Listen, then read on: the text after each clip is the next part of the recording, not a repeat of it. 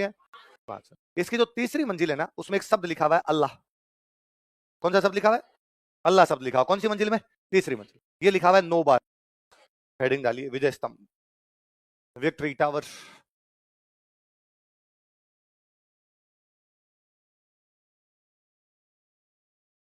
तो इस विजय स्तंभ को विजय के बाद बनाया गया, इसलिए क्या बोलते हैं?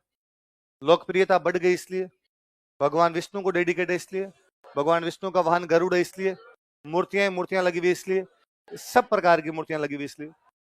तो विजय स्तंभ के और क्या क्या नाम हो गए बताओ? विष्णु ध्वज, गरुड़ ध्वज, मूर्तियों का अजायब घर, भारतीय मूर्ति कला का। किसके नाम है सारे?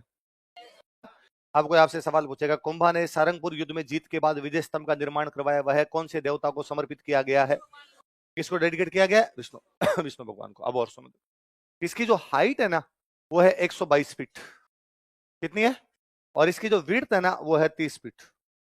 ऊंचाई कितनी है? 122 फीट। चौड़ाई कितनी है? 30 फीट। लिख लो, ऊंचाई 122 फीट, हाइट 122 फीट, चौड़ाई 30 फीट। और सुनो देखो, ये 9 मंजिल का है। कितने मंजिल का है? आपने इसमें पढ़ा, इसमें मूर्तियां मूर्तियां लगी हुई, इसलिए इसको क्या कहा जाता है? मूर्तियों का अजायब घर और भारतीय मूर्ति कला का विश्व। पर इसकी 8वीं मंजिल ऐसी है जिसमें कोई भी मूर्ति, तो कोई पूछे कौन सी मंजिल में मूर्ति नहीं है, तो कौन सी में? 8वीं। टोटल मंजिलें कितनी? इसकी जो 5वीं मंजिल है ना, उसमें इसके वास्तुकारों की मूर्तियां हैं। किसकी मूर्तियां? वास्तुकार समझ गए? आर्किटेक्ट जो इसको बनाने वाले थे। और इसके जो आर्किटेक्ट थे उनके नाम है जेता। जेता पिताजी का नाम था। उसके 3 बेटे थे, पुंजा, पोमा और नापा। कौन कौन है बोलो, देखे चारों के नाम बोलो। क्या क्या नाम बताओ देखे? जेता, पुंजा, पोमा। कौन है ये? किसके वास्तुकार? विजय स्तंभ के। कौन सी मंजिल में इनकी मूर्ति है? 5। इसकी जो तीसरी मंजिल है ना, उसमें एक शब्द लिखा हुआ है अल्लाह। कौन सा शब्द लिखा हुआ है? अल्लाह शब्द लिखा हुआ। कौन सी मंजिल में? तीसरी मंजिल। ये लिखा हुआ है 9 बार। कितनी बार लिखा हुआ है? और ये लिखा हुआ है अरबी भाषा। कौन सी भाषा में? मुसलमानों की जो धार्मिक भाषा थी वो भाषा कौन सी है? अरबी। तो अरबी भाषा में क्या लिखा हुआ है? अल्लाह। कितनी बार? कौन से मंजिल पे? अच्छा, ये क्यों लिख दिया गया भाई इस प्रकार के सब? ये लिखवाने के पीछे एक रीजन ये था कि जब भी कोई मुसलमान राजा अटैक करते तो मूर्तियां तोड़ा करते थे, कि इस्लाम ये मानता है कि मूर्ति पूजा करनी नहीं चाहिए। उन दिनों खूब सारी मूर्तियां टूट रही थी, कुंभा पूरी मूर्तियां मूर्तियां लगा देता है। तो कहीं ना कहीं राजा के दिमाग में थी, खुदा ना खास्ता अगली पीढ़ियां क्या पला कोई आक्रमण को संभाल पाए, नहीं संभाल पाए। इसके अंदर यदि अल्लाह लिखा होगा तो मुस्लिम आक्रमणकारी जल्दी से तोड़ेंगे नहीं। पर हालांकि आक्रमणकारी ने अंदर आगे देखा ही नहीं, बाहर से ही तोड़ गया।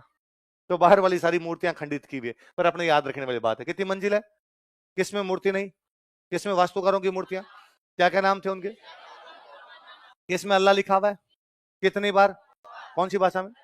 तीसरी में।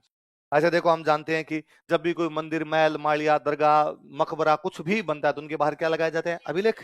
ऐसे अभिलेख जिनमें राजाओं की प्रशंसा होती है उनको क्या बोलते हैं? प्रशस्ति। तो यहाँ पर जो प्रशस्ति लगी उसका नाम है कीर्ति स्तंभ प्रशस्ति। क्या नाम है? सुनना, देखो फिर एक साथ लिख लेंगे अपने। कौन सी प्रशस्ति लगी हुई है? कीर्ति। 1460 ईस्वी की। कब की प्रशस्ति है? 1460 ईस्वी की। कौन सी प्रशस्ति है बताओ? कीर्ति स्तंभ प्रशस्ति, कीर्ति टावर यूलॉजी। ये 2 बाप बेटे ने मिलकर लिखी। पापा का नाम था अत्रि भट्ट। क्या नाम था? और बेटे का नाम था आलिया भट्ट के पापा। आलिया भट्ट के पापा कौन है? तो अब कोई पूछे कीर्ति स्तंभ प्रशस्ति किस किसने लिखी थी, किस किसने लिखी थी बताओ? अत्रि भट्ट और महेश। लिख लो, कीर्ति स्तंभ प्रशस्ति के लेखक, राइटर्स ऑफ कीर्ति टावर यूलॉजी। ये प्रशस्ति हमें ये बताती है कि कुंभा ने कौन कौन सा जीत दर्ज की थी, कुंभा ने कौन कौन सी किताबें लिखी थी, कुंभा ने कौन कौन सी बिल्डिंग्स बनवाई थी, और कुंभा ने क्या क्या उपाधियां धारण की थी। क्या क्या जानकारी है बताओ देखिए? कुंभा की विक्ट्री, कुंभा का लिटरेचर, कुंभा का कंस्ट्रक्शंस और कुंभा की टाइटल्स। अब कोई पूछे कुंभा की विजय, साहित्य, निर्माणकारी उपाधियों की जानकारी कहां से मिलती है? मुझे आज एक बार सवाल पूछ लिया था, कुंभा के लेखन पर प्रकाश डालने वाले अभिलेख का नाम बताइए। कीर्ति स्तंभ प्रशस्ति। आगे बात समझे? लेखन, लेखन का मतलब क्या होगा? साहित्य, लिटरेचर, अभिलेख, प्रशस्ति एक ही बात होगी। कब के कीर्ति स्तंभ प्रशस्ति? 1460। ये विजय स्तंभ बना था 1440 से 48 के बीच। कब से कब के बीच बना था? 1440 से 1437 में सारंगपुर वाला युद्ध है, उसकी याद में बनाया गया था। कब से कब के बीच बनाया गया था? लिख लो, जहां ऊपर आपने विजय स्तंभ हेडिंग डाली है ना, वहीं लिख लो, या विजय स्तंभ लिख रखा है इसी के आगे लिख लो आप, 1440 से 48 तक याद रह जाएगा। अब ये कुंभा बना के चला गया, हमने पढ़ लिया भाई कुंभा ने बनवाया इसको, इसके क्या क्या नाम थे, कितना ऊंचा, कितना लंबा, कितनी मंजिल, कौन सी मंजिल में क्या है, प्रशस्ति क्या बताती, सब सारी बातें पढ़ ली। कुंभा तो बना के चला गया, फिर एक बार बिजली गिर गई इसके ऊपर, तो इसके ऊपर वाली जो मंजिल थी वो खंडित हो गई। तो बाद में आगे चल के एक महाराणा बने थे, उनका नाम था स्वरूप सिंह। क्या नाम था? तो इसका पुनर्निर्माण किसने करवाया था? महाराणा स्वरूप सिंह, लिख लो, रीबिल्ट इट। अब ये ना कोरोना में वापस बिजली गिर गई थी इस पे, तो वापस महाराणा अशोक गहलोत ने ठीक करवाया। अब महाराणा अशोक गहलोत ही है, वही ठीक करवाएंगे। अच्छा, इसको जेम्स टोड कहता है इसके बारे में, जब वो देखता है इसको तो वो कहता है कि यार ऐसी कैसी बिल्डिंग दिल्ली में है और वो बिल्डिंग आपकी कुतुब मीनार। कौन है? जेम्स टोड का नाम तो आपने जानते हैं, राजस्थान का इतिहासकार हुआ, तो वो इसकी तुलना किसके साथ करता है? किसके साथ करता है? कुतुब मीनार। लिख लो, जेम्स टोड ने इसकी तुलना कुतुब मीनार से की है।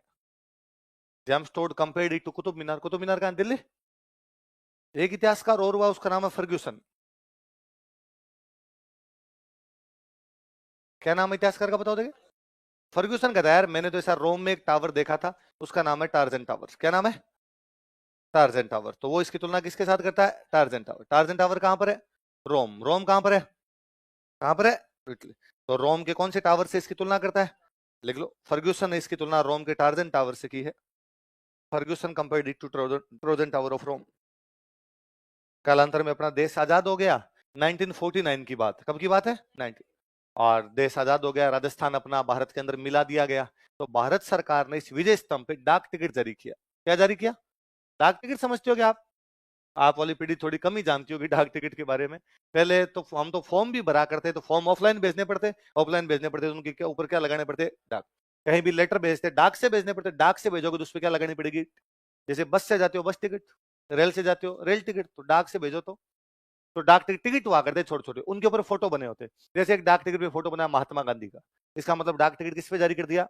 गांधी जी पे जारी कर दिया। एक पे बना हुआ लता मंगेशकर का, तो किस पे जारी कर दिया? लता मंगेशकर। एक पे बना हुआ मान लो एनी बिसेंट का, तो किस पे जारी कर दिया? Any Besant. एक पे बना हुआ टाइगर, किस पे जारी कर दिया? टाइगर। तो इससे अलग अलग चित्र बने होते हैं। ऐसे ही राजस्थान की पहली बिल्डिंग जिसपे डाक टिकट जारी किया गया वो है विजय स्तंभ। कौन सी है? 15 अगस्त 1949 को इस पर 1 रुपए का डाक टिकट जारी कर दिया गया था। अपने को याद नहीं रखना कितने रुपए का था, अपने को नहीं याद रखना कब किया गया, अपने को ये याद रखना कि राजस्थान में सबसे पहले किया किस पर गया था। किया किस पर गया था? लिखो, व्हाट्सएप के बच्चों, तुम क्या जानो संदेश से आते हैं कैसे कैसे गया जाता है ना? लेटर होता है, लेटर। लेटर देखा है कभी कोई पुराना घर पे पड़ा हुआ? एक दूसरे को लोग लेटर भेजा करते थे, लिख के हाथ से लिखते थे पहले लोग, पता है तुम्हें? देखा है? उसके ऊपर टिकट लगे होते उस है। हाँ, अलग अलग होते थे, 1 रुपए का टिकट, 2 रुपए का टिकट, 5 रुपए। फिर वो होते थे भाई छोटे लेटर है तो 1 रुपए का, बड़े लेटर है उनपे 2 रुपए का, किसी को स्पीड पोस्टर भेजनी होती है उनपे 5-5 रुपए के, फॉर्म वगैरह अलग अलग टिकट आते थे। और वहां बाकायदा, अरे उनका तो बड़ा जोरदार काम था। एक तो उनको चिपकाने के लिए गोंद की आवश्यकता नहीं थी, वो चिपक जाया करते थे। और कई जगह वो गोंद वाली शीशी भी पड़ी रहती है, फिर पोस्ट ऑफिस में जाते हैं गोंद वाली शीशी लेते हैं, पूरा उसको यूं लगाते हैं, फिर उनके ऊपर चिपकाया करते हैं। बोले मगजमारी भयंकर थी फॉर्म भरने के अंदर।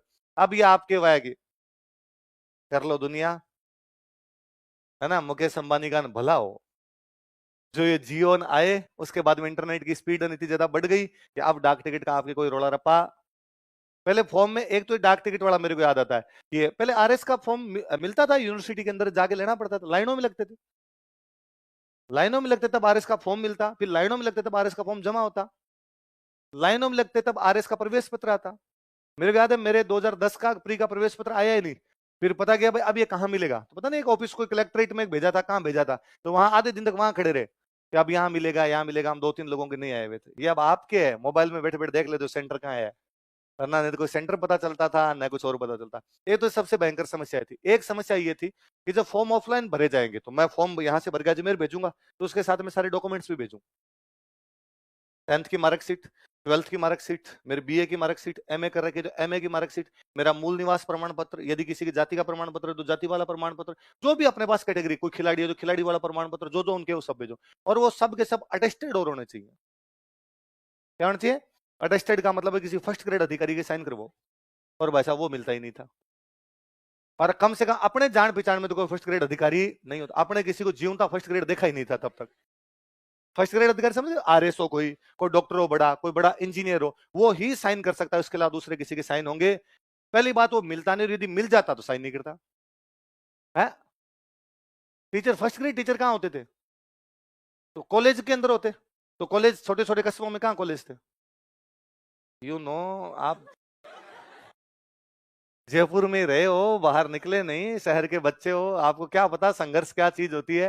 तो मेरे याद है मैं 12th क्लास में बीकानेर पढ़ता था, और मैथमेटिक्स का स्टूडेंट था, तो मैथमेटिक्स वाले सारे के सारे एयरफोर्स के फॉर्म भरा करते। तो मेरे साथ वालों ने कहा कि एयरफोर्स का फॉर्म भर देते, और पहले बच्चे ऐसे ही भरते थे कि दोस्त ने भरा था, अपने ही भर देते। तो ये भी था कि यार साथ में तैयारी कर लेंगे, फिर कोई कहता सेंटर जयपुर आएगा, जयपुर घूम के आएंगे, तो हमने ये भी था अगर यूं तो घर वाले जयपुर जाने नहीं देंगे, इस पेपर के बहाने चले जाएंगे। तो मैंने फॉर्म भरा, तो मेरे एक दोस्त ने फॉर्म भरा, वो लोकल बीकानेर का, मैं गाँव से आया करता था, वहां रूम लेके रहा करता था। तो मैंने कहा आप अटेस्टेड किससे करवाएंगे? मार्कशीट तो दो हमारे पास, 10th वाली एक ही थी भाई। 12th का बच्चा जब अपीयरिंग बच्चा है तो उसके पास मार्कशीट कौन सी होगी? 10th। और एक मूल निवास प्रमाण पत्र था मेरे पास, कि दो अटेस्टेड करवाने, फॉर्म के साथ लगाने, फिर ये भेजने। ठीक है। तो मेरे उस दोस्त ने कहा कि हमारे घर के ठीक सामने एक इंजीनियर रहते हैं, सीनियर इंजीनियर है, वो अटेस्टेड कर सकते हैं फर्स्ट ग्रेड। और ठीक है तू करवा दे। हम उनके घर पे गए, उनके घर पे गए तो वो मेरे दोस्त को जानते थे अंकल, और दोस्त ने जाते नमस्ते किया, चरण स्पर्श किए, मैंने चरण स्पर्श किए, और उसने कहा अंकल वो हमारे अटेस्टेड करवाने थे, मैं एयरफोर्स का फॉर्म भर रहा हूँ। अंकल ने कई देर उससे बातचीत की, वेरी गुड वेरी गुड, तैयारी कर रहा है क्या, कितने परसेंट है, ये वो फलान टिकट, कहाँ से पढ़ेगा, क्या पढ़ेगा, इंग्लिश कहाँ से पढ़ेगा, मैथ्स कहाँ से पढ़ेगा, सारी बातें पूछी, फिर साइन कर दी। फिर उसने मेरे वाला फॉर्म मांग दिया कि ये मेरा दोस्त है और इसके भी अंकल कर दो। तो अंकल ने पहले मेरी 10th की मार्कशीट देखी, फिर मेरी तरफ देखा, फिर 10th की मार्कशीट देखी, फिर मेरी तरफ देखा, फिर कहा तेरी है? मैं कहा जी मेरी है। तेरे नंबर है ये? और ज्यादा नंबर भी नहीं, को 80% इतने से नंबर आए हुए शहरों में। उस टाइम 80% थे, है ना। पर मुझे बड़ा बुरा इसलिए लगता था कि मैं गांव में 80% लेके आया, तो गांव में उधर का टॉपर था मैं, कि भाई गांव के अंदर 80% नहीं आया करते थे। पर जब मैं क्लास में आया, शहर में आया बीकानेर में, तब पता चला कि यहाँ अपने क्लास में इस 80% वाली में 17-18 नंबर पे है, अपने से ऊपर 95 और 94 और है। तो हम ये दब्बू दब्बू से बैठे रहा करते थे कि 80% की यहाँ पर कोई भी औकात नहीं है। तो उन्होंने, अंकल ने मेरे तरफ 2-3 बार देखा, वो शायद गाँव का बच्चा मार्कशीट क्या पता फर्जी बनवा के लेके आ गया। उनको डर लगता है कि यार यदि मैंने किसी के साइन कर दिए और इसने कोई फ्रॉड कर रखा है 420, तो पुलिस मेरे को पकड़ लेगी। तो उन्होंने वापस देखा, उन्होंने कहा यार अब मैं तेरे को जानता ही नहीं, साइन कैसे करूं? तो मैंने कहा आप इसको जानते हो ना, मैं इसको दोस्त हूँ, ये मेरे को जानता है। और मेरे दोस्त ने पूरी यूं वो कोशिश की, उसने कहा अरे मैं जानता हूँ अंकल, ये बेहद इंटेलिजेंट है, वास्तव में इंटेलिजेंट है, इसकी ही मार्कशीट है, ये हमें मैथ्स पढ़ाता रहता है, और आप कर दो, मेरा बहुत अच्छा दोस्त है, यही रहता है, 4 घर छोड़ के उनके घर पर ये रहता है, आप चाहो तो उनसे पूछ सकते हो, इसके पापा आते हैं। पर उन इंजीनियर साहब ने मेरे साइन किए नहीं किए नहीं किए। और मैं पहली बार उस दिन मुझे हुआ कि मैं सार्वजनिक रूप से, मुझे लगा मैं रोऊं यहाँ पे खड़ा होगी, कि बेइज्जती फील होती है ना, बच्चे को ईगो हर्ट होता है ना, कि यार अपने को साफ साफ ये कह दिया कि ये मार्कशीट तेरी नहीं है, मतलब इसको अपनी शक्ल से लग रहा है कि तू इस प्रकार के नंबर ला नहीं सर। पर अब क्या क्या करो, अंदर गुस्सा भी आए और रोने जैसा भी हो, पर मैं बाहर आ गया। तो मेरे दोस्त ने कहा कि यार मैं पापा से पूछ के और कोई ट्राई करेंगे यार किसी के, पर मेरे से कुछ बोला ही नहीं गया, मैं चुपचाप रूम आ गया। फिर दूसरे दिन कोई मेरे पापा का फोन आया, पापा टीचर है मेरे, तो उन फोन आया, तो मेरे पापा को कहा कि मेरे ऐसे एक फॉर्म अटेस्टेड करवाना था और फॉर्म अटेस्टेड नहीं हो पा रहा मेरा। फिर पापा ने अपने कोई उनके अफसर थे, उनके नंबर दिए कि उनका घर है ये वहां पे है, तो सीधा सीधा उनके घर पे ही चले जाना, मेरा नाम लेना, वो कर देंगे। तो मैं उनके घर पे गया, तो उन्होंने दूसरे दिन किया। तो मेरे वो दिल में बैठा हुआ है कि यार अपने फॉर्म पे किसी ने अटेस्टेड किया नहीं था। तो आजकल मेरे पास आप में से खूब सारे बच्चे आते हैं कि सर मेरा पटवारी में चले। अब क्या सरकार ने नीति चेंज कर दी, पहले हमारे टाइम में था कि फॉर्म भरने वाले सारे के सारे लोग फॉर्म के साथ डॉक्यूमेंट भेजेंगे और अटेस्टेड होंगे। आपके एक तो फॉर्म भरने वाली समस्या खत्म हो गई, ऑनलाइन भर देते हो। आपके कह दिया गया जब नौकरी लगोगे तब डॉक्यूमेंट दिखाने, है ना, डॉक्यूमेंट वेरिफिकेशन बोलते हो आजकल आप, डीवी और ये हमारा डीवी फॉर्म भरने से पहले हो जाता था। पहले डीवी अलग नहीं हुआ करते थे, लास्ट में तो बाद में ओरिजिनल ले लेके जाना पड़ते थे हमारे, हमने वो लगाया उसका ही ओरिजिनल लो, हमने लगाया उसका ओरिजिनल लो। तो वो वापस अब मेरे पास कोई आता है आप में से कि सर वो डीवी है, डीवी के लिए अटेस्टेड करवाने, तो मैं हाँ ठीक है करवा देंगे। तो वो कहता है सर मैं तो किसी को जानता नहीं हूँ, आप यदि किसी को यहाँ पे जानते हो तो आप साइन करवा दो। अपने खूब सारे स्टूडेंट मेरे साथ पढ़े हुए या मेरे से सीनियर यहाँ जयपुर में आरएस लगे हुए हैं, तो मैं कह देता हूँ फलानी ऑफिस में चले जाना, उस ऑफिस में वो फलाने सर बैठते हैं और वो साइन कर देंगे, और मेरे फोन की भी आवश्यकता नहीं है, तू तो जाकर ना स्प्रिंग बोर्ड का हूँ और अपना कार्ड वार्ड ले जाना, साथ में कर देंगे। और बच्चों के ज्यादातर अपने जितने अफसर लगे हैं उस जाते साइन कर देते हैं, उल्टा बच्चों को अच्छा फील ही करवाते हैं, वो जाते पूछ भी लेते हैं। और आजकल क्या क्या चल रहा है, विजय सर क्या पढ़ा रहे इकोनॉमी में तेरे को, तो उसको लगता है अरे यार ये तो क्वेश्चन और पूछ लेते हैं, दो चार क्वेश्चन भी पूछ लेते हैं, बता पीएनबी की स्थापना कब हुई थी, एसबीआई की स्थापना पढ़ता है कि नहीं पढ़ता है। तो बच्चा कहते हैं अरे सर मुझे बहुत अच्छा लगा, और सर ने मेरे से क्वेश्चन भी पूछे, उन्होंने ये कहा, उन्होंने मुझे बधाई भी दी, मेरा सिलेक्शन हो गया। तो आप एक बात कान खोल के सुनिए, आप आरएस लगेंगे, मैं आपके पास बच्चों को भेजूंगा, मना नहीं करोगे? नहीं करोगे ना? वरना कहीं मेरे जैसे बच्चे होंगे जो गांव से आए हुए होंगे, उनका ईगो हर्ट होगा। मैं तो फिर भी दुबला पतला था, उन अंकल का कर भी नहीं सकता था, कोई बटा मार देगा बाहर निकल कि अंकल को बाहर आने दे रहे, साइन नहीं कर रहा, इतना हो रहा है। क्योंकि उस दिन मेरे को ऐसे लगा था कि इनकी कार तो फोड़ ही दूं और तो कुछ नहीं कर सकता। पर मेरे डर लगता था, पुलिस थाना वहां पास में था कि अंकल पुलिस को पकड़वा देंगे कहीं पे, इसलिए कभी भी साइन के लिए मना करना। स्टूडेंट है यार, क्या फ्रॉड करेगा, है क्या 420 कर लेगा अपने से। तो आप भी आरएस लगोगे सारे के सारे, आपके पास एक मोहर होगी, वो मोहर ठोक के साइन कर सकते हो, वो होगा अटेस्टेड। क्या होगा, आई बात समझ में? हाँ, डाक टिकट से तुम यहाँ ले आइए। अभी भी तेरे को डाक टिकट तो फिर भी नहीं समझ में आया ना मरा दिया, आ गया, ये करे आगे आ गया, तू तेरी माथा बची बंद कर, आगे बढ़ा अपने। चलो ठीक है, लिखो। हाँ अच्छा, तुम्हें लगा विजय स्तंभ में अंदर जाने के लिए जो टिकट लगता है वो विजिटर्स टिकट अलग होता है। आप ना कभी नोटिस करना, अपने राजस्थान पुलिस में जो भी भाई लगे हुए उनके यहाँ पे विजय स्तंभ है ना।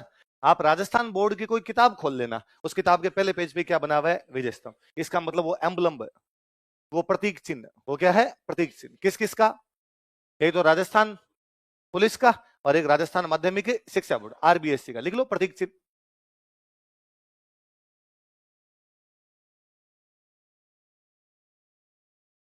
एक तो राजस्थान पुलिस, एक राजस्थान माध्यमिक शिक्षा बोर्ड, इंग्लिश में लिखना Rajasthan board of secondary education, RBSC, Rajasthan board of secondary education.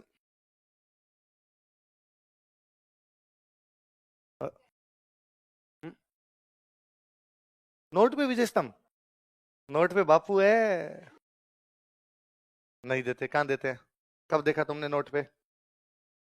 Rajasthan police और राजस्थान माध्यमिक शिक्षा board, Rajasthan board of secondary education. अभी वर्तमान में किस किस का प्रतीक चिन्ह है अपने राजस्थान में, बताओ देखे? राजस्थान पुलिस और राजस्थान माध्यमिक शिक्षा, Rajasthan board of secondary education, Rajasthan police और Rajasthan board of secondary education, है ना। तो आप अपने जब भी कोई आरबीसी की बुक देखोगे उनके ऊपर बना हुआ है, पुलिस वालों के अपने यहाँ पर लगा होता है। मैं थोड़ा पीछे जाता हूँ, जिन दिनों देश में आजादी की लड़ाई चल रही थी, हम अंग्रेजों के खिलाफ लड़ रहे थे, अपने महाराष्ट्र में एक क्रांतिकारी हुए थे, उनका नाम था वीर सावरकर। क्या नाम था?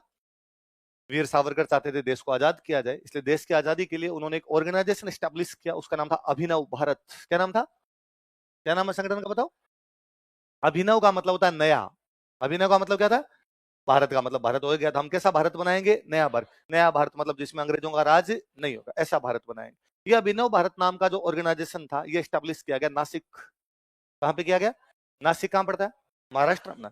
पर कहते हैं इसका जो ऑफिस हुआ करता, हेड ऑफिस जो नासिक के अंदर था। अब मान लो मैं अभिनव भारत का मेंबर बनना चाहता हूं, मैं अंग्रेजों के खिलाफ लड़ना चाहता हूं, मैं गया ऑफिस में, मैंने कहा कि सर फॉर्म दीजिए, मैं भी मेंबर बनना चाहता हूँ, काम बम फेंकना बताओ, मैं भी फेंक दूंगा। तो वो कहते कि पहले रुक, पहले अंदर आओ ऑफिस में। ऑफिस में अंदर ले जाके सामने एक विजय स्तंभ का फोटो लगा हुआ था। किसका फोटो है? और उसके आगे प्रतिज्ञा करवाते कि मैं कसम खाता हूं कि जिस प्रकार कुंभा ने दुश्मनों से अपने देश की रक्षा की थी, वैसे ही मैं अंग्रेजों से हमारे देश की क्या करूंगा, रक्षा। किसके आगे कसम खिलवाते? क्योंकि उनका प्रतीक चिन्ह भी क्या था, ये बहुत बड़ी बात है। उन दिनों में जब राजस्थान भारत का हिस्सा भी नहीं था, उन दिनों में चित्तौड़ का एक विजय स्तंभ महाराष्ट्र के किसी एक संगठन का प्रतीक चिन्ह है। भाई राजस्थान पुलिस और राजस्थान माध्यमिक शिक्षा बोर्ड का तो होना ही चाहिए, विजय स्तंभ नहीं होगा तो क्या होगा। पर महाराष्ट्र का कोई संगठन यदि इसको प्रतीक चिन्ह बनाता है उन दिनों में जब हम उसका हिस्सा भी नहीं थे, ये बड़ी बात है अपने आप में। इसका मतलब कुंभा उस समय भी उन लोगों को मोटिवेट कर रहा है। लिख लो तीसरा, लिख लो अभिनव भारत।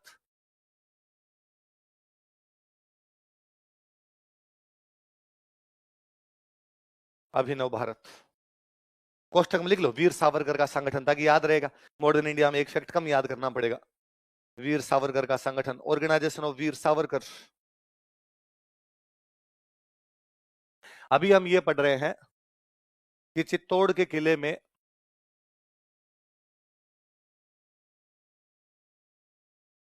चित्तौड़ के किले में एक 9 मंजिल की इमारत है। कितने मंजिल की है? जो कि कुंभा ने बनवाई। किसने बनवाई? कब बनवाई? तो 15वीं शताब्दी में। कब बनवाई? भाई 1440 से 1448 के बीच में, 14th 40 से है तो 14th में है, तो इसका मतलब वो सेंचुरी कौन सी होगी? 15th। तो कौन सी सेंचुरी में बनाएगी? 15th। और कुंभा ने किसको डेडिकेट की? किसको डेडिकेट की? विष्णु। इसी चित्तौड़ के किले में, इसी कीर्ति स्तंभ या विजय स्तंभ से थोड़ा सा आगे चलने पर एक और कीर्ति स्तंभ, एक और क्या बना हुआ है? कीर्ति। और ये 7 मंजिल का है। कितने मंजिल का है? और ये एक राजा हुए थे कुमार सिंह। कौन राजा हुए? उन कुमार सिंह के टाइम में, कुमार सिंह ने नहीं बनवाया, कुमार सिंह के टाइम में एक कोई जैनों का व्यापारी था, उस व्यापारी का नाम था जीजा साहब बघेरवाल। क्या नाम था? जैन था, जैन व्यापारी था एक। जैन व्यापारी का नाम क्या है इसका? जीजा साहब बघेर। किसने बनवाया? जैनों में कितने भगवान है? 24। कितने भगवान है? 24। उनके पहले जो भगवान, उनका नाम है ऋषभ देव। क्या नाम है? कौन है ऋषभ देव? पहले भगवान। कौन है ऋषभ देव? पहले। क्या है? पहले भगवान। पहले को बोलते हैं आदि, भगवान को बोलते हैं नाथ। पहले को क्या बोलते हैं? आदि, भगवान को। इसलिए ऋषभ देव जी का एक नाम और क्या हो गया? तो उन्होंने किसको डेडिकेट किया? अपने आदिनाथ, इसलिए इसको बोलते हैं आदिनाथ स्तंभ। क्या बोलते हैं? तो क्यों बोलते हैं आदिनाथ स्तंभ? किसको डेडिकेट किया गया? किसको? आदिनाथ जी। आदिनाथ जी का तो ऋषभ देव जी का तो एक ही बात है। इसका मतलब है चित्तौड़ के किले में 2 कीर्ति स्तंभ है। एक कितने मंजिल का? दूसरा कितने मंजिल का? एक किसने बनवाया?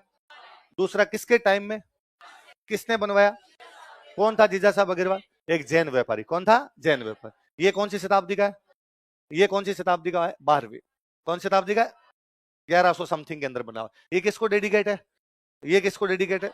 ये विष्णु को डेडिकेट इसलिए बोलते हैं विष्णु ध्वज। ये आदिनाथ जी को डेडिकेट इसलिए क्या बोलते हैं? आई बात समझ? यहीं पे लिख लो ताकि ये कंफ्यूजन ना हो कि कीर्ति स्तंभ कौन सा है कौन सा नहीं। याद रहेगा फिर तो आपके। देख लो, एक हेडिंग और डालो, कीर्ति टावर्स। कीर्ति स्तंभ।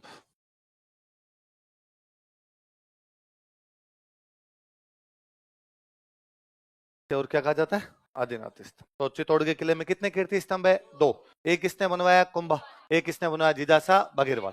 कुंभा ने कब बनवाया? 15वीं शताब्दी। इन्होंने कब बनाया? 12वीं शताब्दी। कुंभा वाला कितनी मंजिल का? 9। ये वाला कितना? 7। कुंभा वाला किसको डेडिकेट? विष्णु। ये वाला ऋषभ देव जी का दोया आदिनाथ। याद रह जाएगी बात? इसको बॉक्स में अलग से बंद कर देना, अलग से पता चल जाए कि भाई कुंभा के टाइम का नहीं है, पहला है। पर हमने इसलिए पढ़ लिया कि एक साथ कंफ्यूजन ना बढ़े कोई।